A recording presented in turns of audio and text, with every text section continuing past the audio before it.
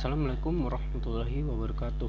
Perkenalkan, nama saya Nandi Wijaya, NRP 13 dari 19111, kelas Elektro 2D. Di sini saya akan menjelaskan tentang teori kuantum dan model-model atom. Oke, pertama, penemuan elektron dan sifat-sifatnya. Elektron adalah partikel penyusun bagian luar atom yang bermuatan negatif sebesar min 1,6 kali 10 pangkat 19 kolom atau sebesar min 1 dalam satuan massa relatif. Elektron memiliki massa sebesar 9,1 kali 10 pangkat min 31 kg. Massa elektron jauh lebih kecil dari kedua partikel proton dan neutron. Bila dibandingkan, massa proton dan neutron adalah sekitar 2000 kali lebih berat dari massa elektron. Karena massa elektron sangat kecil, maka praktis suatu atom massanya hanya terdiri dari massa proton dan neutron saja. Adanya atau tidak adanya kelebihan elektron dalam suatu benda bertanggung jawab atas semua fenomena listrik. Misalkan kawat logam dihubungkan ke dua ujung baterai, perbedaan muatan listrik dari bagian baterai membawa elektron dan atom-atom mengalir. Aliran elektron ini menyebabkan arus listrik. Sir Joseph John Thomson tahun 1856 sampai 1940 adalah seorang fisikawan Inggris yang berjasa dalam penemuan elektron dengan percobaan sinar katoda pada tabung hampa. Dalam fisika dan kimia, dualitas gelombang partikel menyatakan bahwa cahaya dan benda memperlihatkan sifat gelombang dan partikel. Konsep utama dalam mekanika kuantum, dualitas menyatakan kekurangan konsep konvensional seperti partikel dan gelombang untuk menjelaskan perilaku objek kuantum.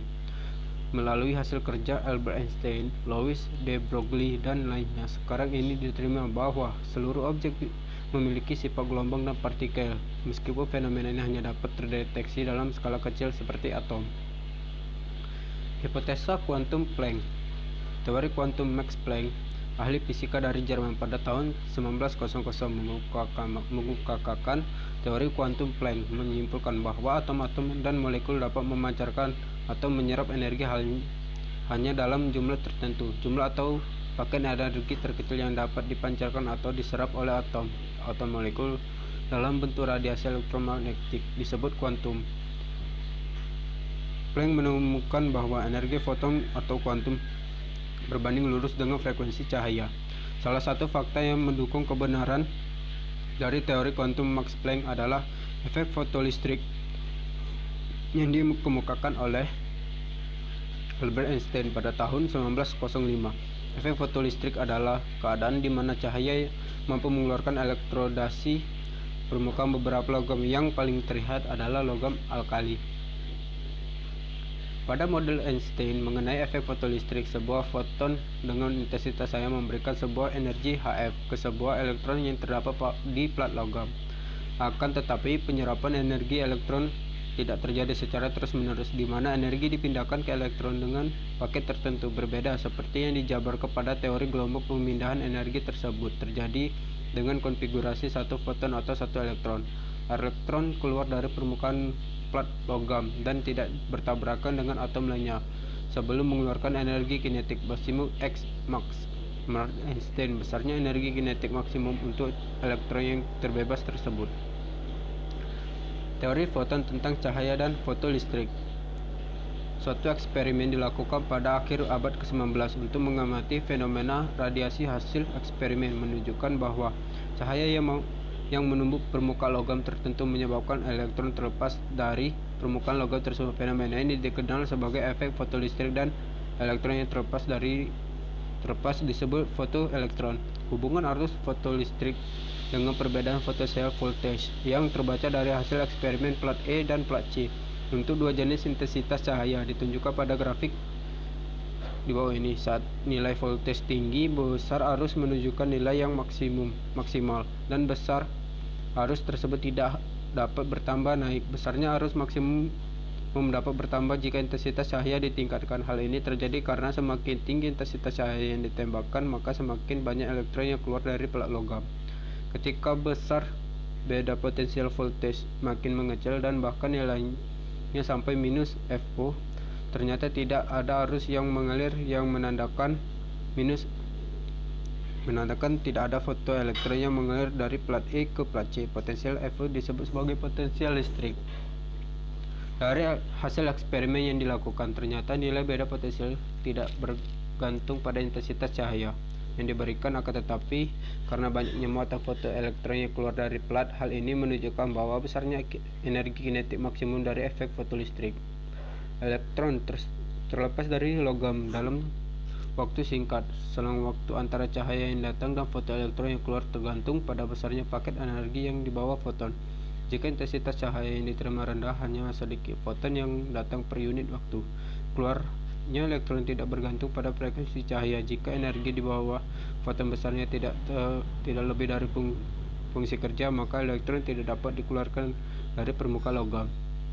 Besarnya energi kinetik maksimum fotoelektron bergantung pada frekuensi cahaya. Sebuah foton dengan frekuensi yang lebih besar membawa energi yang lebih besar dan akan mengeluarkan fotoelektron dengan energi kinetik yang lebih besar dibandingkan dengan foton berfrekuensi rendah. Interaksi foton dan efek Compton produksi pasangan. Produksi pasangan adalah proses yang dapat terjadi apabila foton menumbuk atom di mana seluruh energi foton hilang, dan dalam proses ini dua partikel terciptakannya, ini sebuah elektron dan sebuah positron. Positron adalah sebuah partikel yang masanya sama dengan massa elektron tetapi memiliki muatan positif, dan proses ini merupakan contoh penciptaan energi massa. Elektronnya tidak dapat sebelum foton menumbuk atom. Elektron ini bukanlah elektron milik atom. Telah diterangkan bahwa pada efek fotolistrik, foton bila ditembakkan kepada logam maka dapat menyerahkan seluruh energinya, atau sama sekali tidak. Kalau menyerahkan seluruh energinya berarti untuk mengeluarkan elektron dari dalam logam untuk tenaga elektron meninggalkan logam. Juga diterangkan pada Compton, foton yang mempunyai frekuensi tinggi ditembakkan langsung pada elektron keluar, maka energinya menghamburkan foton baru. Pada produksi pasangan, bila sebuah foton dengan frekuensi tinggi mendekati inti atom berat, maka foton tersebut lenyap dan menjelma menjadi sebuah elektron dan sebuah positron, elektron positif. Jadi ada perubahan energi elektromagnetik menjadi energi diam. Jumlah muatan elektron min E adalah dan positron plus E adalah 0. Energi kinetik elektron maupun positron masing-masing. Foton plus adalah elektron plus positron. Proses di atas hanya dapat terjadi jika terdapat sebuah atom di sekitar elektron yang memasok momentum pental yang diperlukan. Proses kebalikannya, elektron ditambah positron sama dengan foton. Elektron bila bertemu dengan positron maka keduanya musnah, anihilasi, dan menjelma menjadi foton sinar gamma. Pada proses produksi pasangan maupun kebalikannya, ini tetap berlaku hukum kekekalan energi dan hukum kekekalan momentum. Dualitas gelombang partikel. Dalam fisika dan kimia, dualitas gelombang partikel menyatakan bahwa cahaya dan benda memperlihatkan sifat gelombang dan partikel, konsep utama dalam mekanika kuantum. Dualitas menyatakan kekurangan konsep konvensional seperti partikel dan gelombang untuk menjelaskan perilaku objek kuantum. Ide awal dualitas berakar pada perdebatan tentang sifat cahaya dan benda sejak tahun 1600-an, ketika teori cahaya yang oleh Christian Huygens dan Isaac Newton melalui hasil kerja Albert Einstein dan Louis Broglie dan lainnya. Sekarang ini diterima bahwa seluruh objek memiliki sifat gelombang dan partikel, meskipun fenomena ini hanya dapat terdeteksi dalam skala kecil seperti atom. Oke, itu sekian dari penjelasan dari saya. Bila ada salah saya mohon maaf. Wabillahi taufiq wal hidayah. Wassalamualaikum warahmatullahi wabarakatuh.